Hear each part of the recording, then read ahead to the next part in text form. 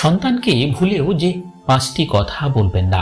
Number 1, আপনার সন্তানের প্রতিভাকে কখনো অপমানিত করবেন না। শিশুরা নিজের ছোট প্রচেষ্টাতেও মা বাবার প্রশংসা প্রত্যাশা করে। এমন না হলে তার মনে গভীর আঘাত লাগে।